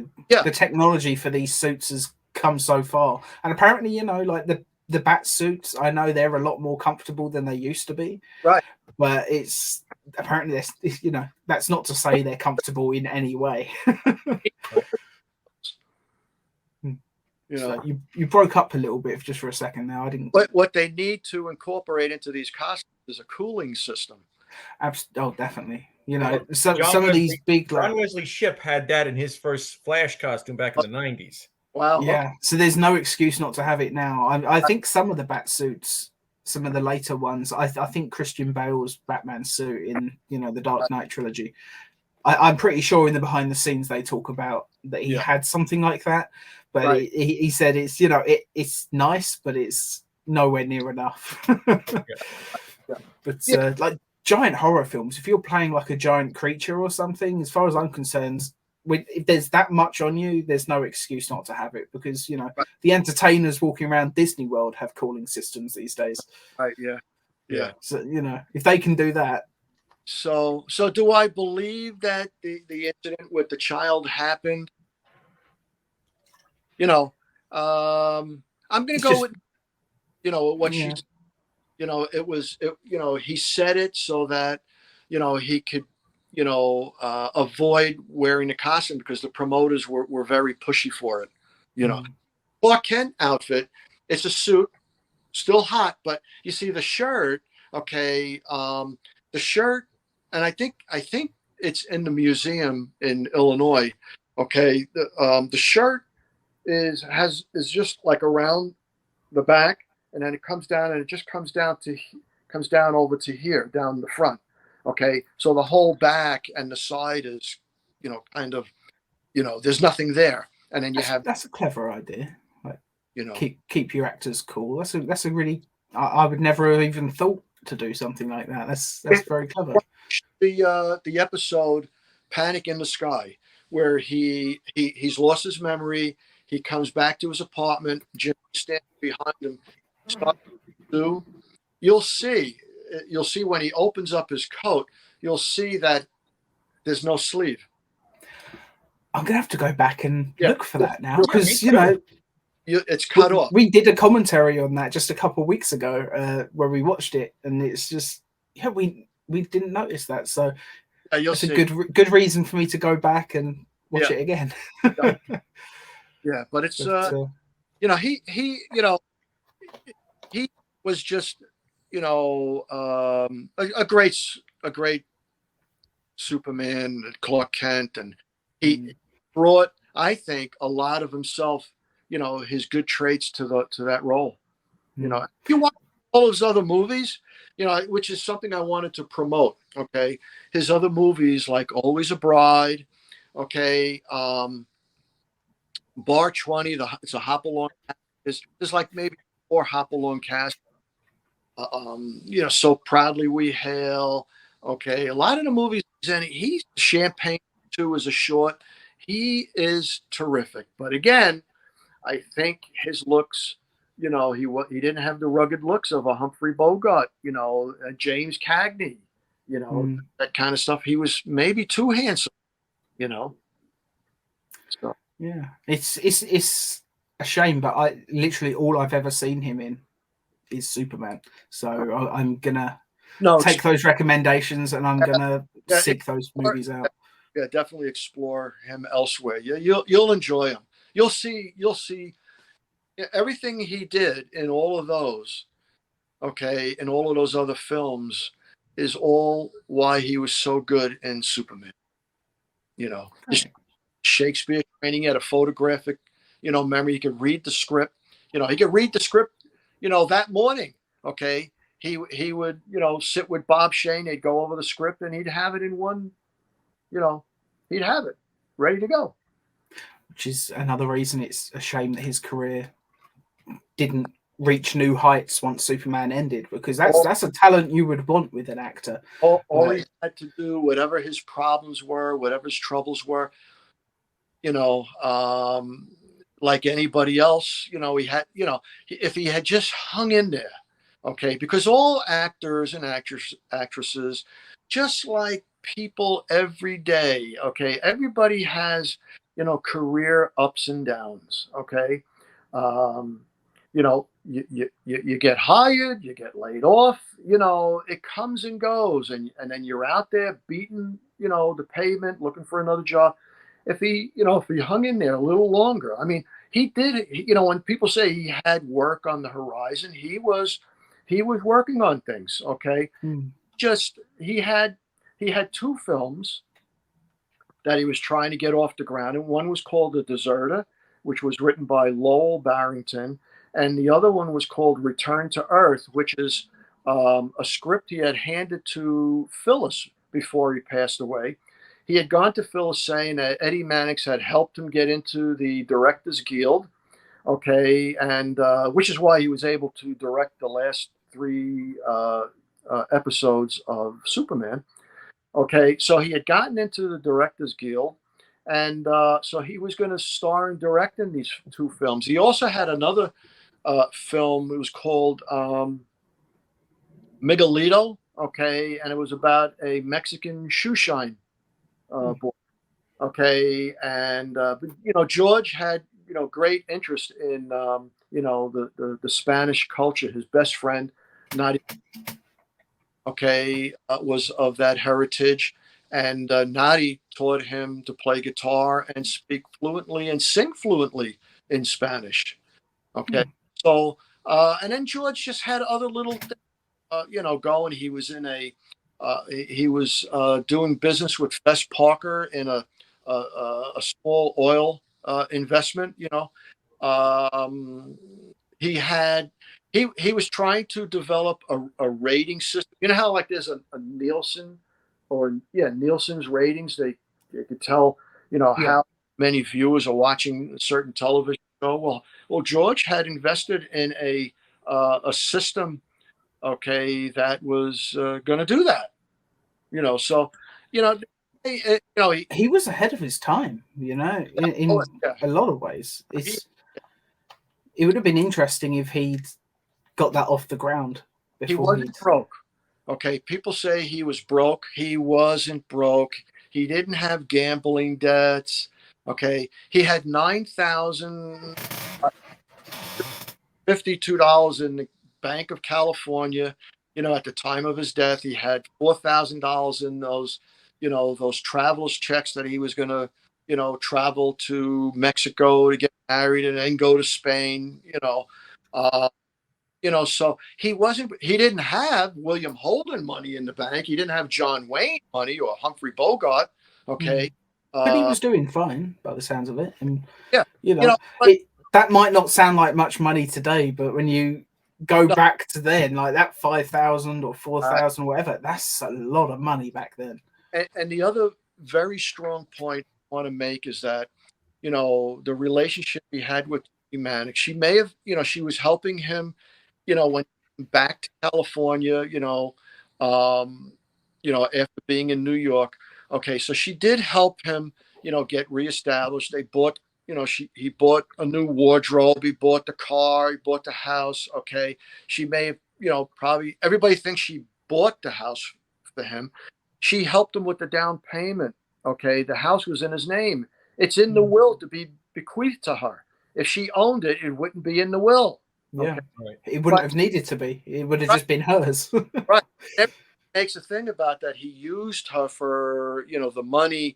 Okay. George didn't care about, he only cared about his own money. Okay. And a lot of the things that she bought could have been with his own money. Okay. So, and the thing is that, you see, his mother, Helen, okay, you know, she, who was only like 16 or 17 years older than George, you know, she had George at a very young age. But, you know, she owned 4 buildings, okay, in Public Square in Galesburg, Indiana. Okay. In 1960 or somewhere around there, those buildings, and plus the house that she owned in Pasadena, okay, all of her assets were worth about $180,000. Okay. So, when the time came, if she ever, when the time came when she passed away, George would have inherited all of that. So he wasn't worried. He wasn't dead. Of course, he wanted to do it all on his own. He didn't want his mother's money. But when it comes time to, inheritance, he's going to inherit that, and he doesn't want Tony's money. He doesn't want Eddie's money. Tony wanted George, okay, for the rest of her life to take care of her, okay, and George got smothered, and he didn't want to play. He didn't want to play the sophisticated arrangement that they had, that Tony had. George wanted, to. It's like those guys back in Pasadena, where George wanted to prove, okay, that he was no slouch, that he could be just as tough as anybody else. Okay, it's the same thing. He had to prove, and to prove that he was his own man. He wanted to make, and prove to Hollywood he was still in demand. Okay, he didn't want the Mannixes hanging over his head. Really, I think it's fair enough in a way. Anyone can feel smothered by a situation like that. Right. Now, I don't think that the Mannixes had him killed. Okay, they probably very angry with him that he broke up the relationship. Okay, but it was something that he needed to do. She smothered him.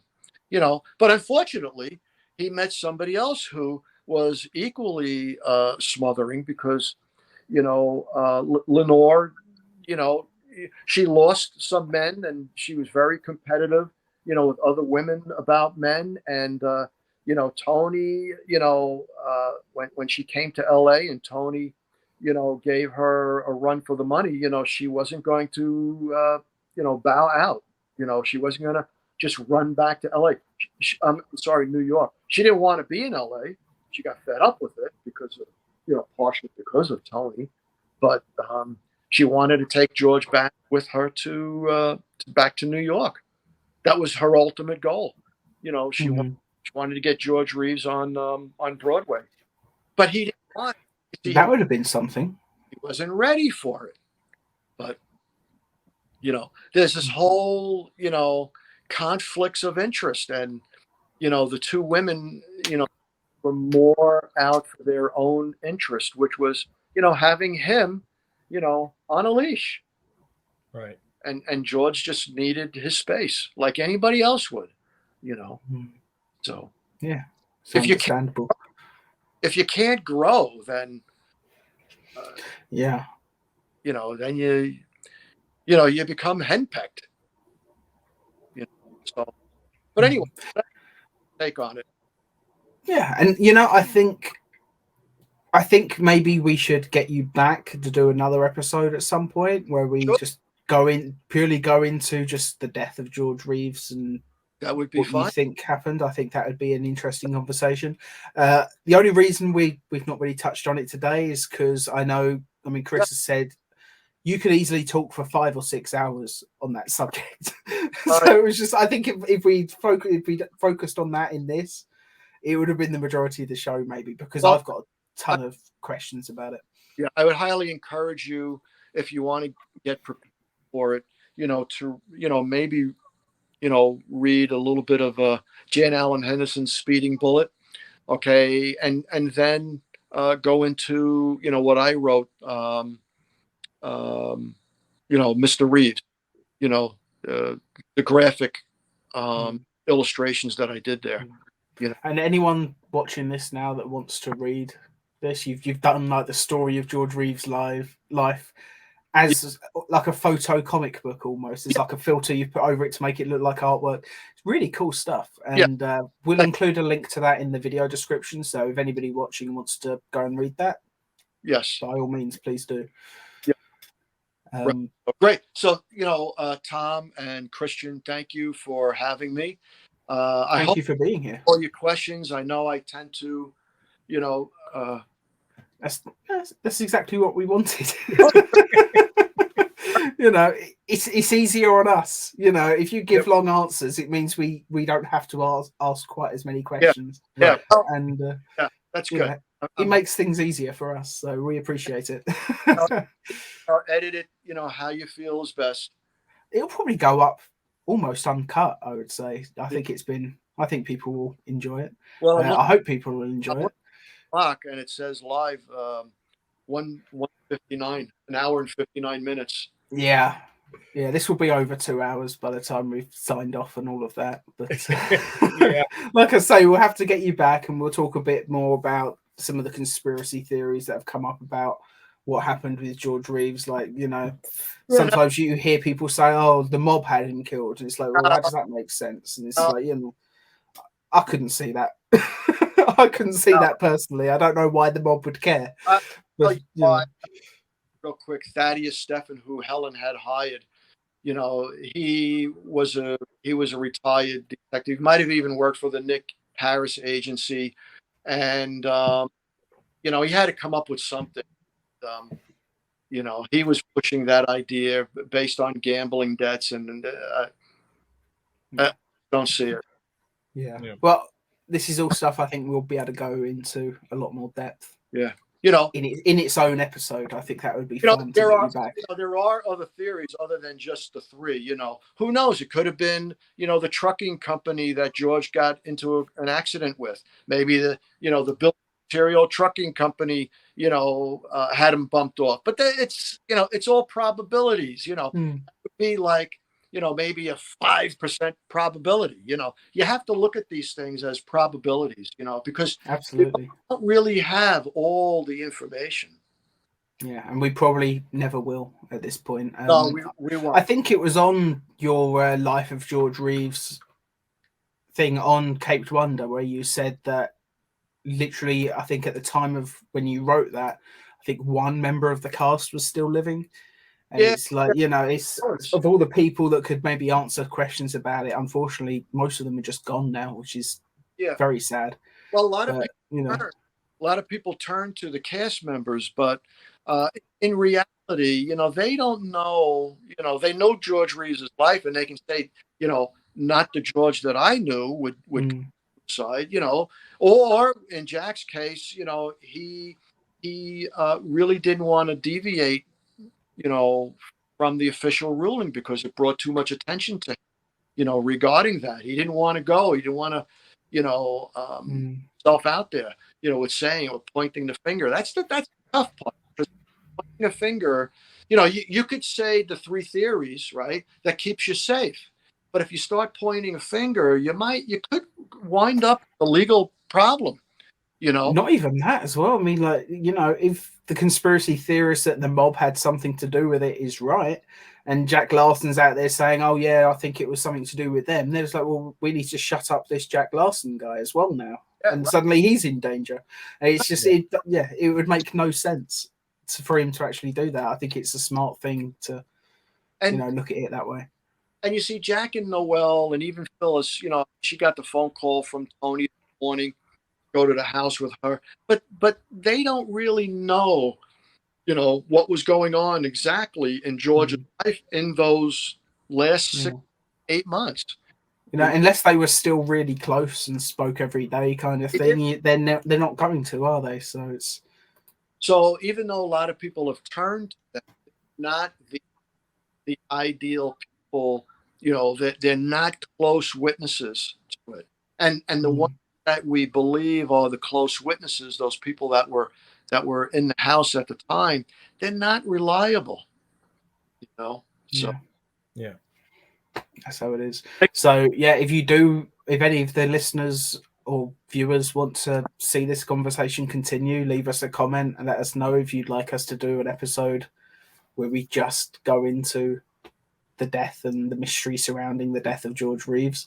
Let us know in the comments because, as always, if someone requests something, we try our best to do it. So, I just want to thank you again for joining us today. This has been a lot of fun. Absolutely. I enjoy enjoy this kind of thing. I feel I'm, talking with good people, and it's good. Yeah. Yeah. And you I know, think, Lou, Superman fans stick together. we ought to have you on one day to do one of our patented commentaries on Superboy and go into the paranoia episode. Absolutely, yeah, that's a great idea. Yeah, that'd be fun. Yeah, that would be fun.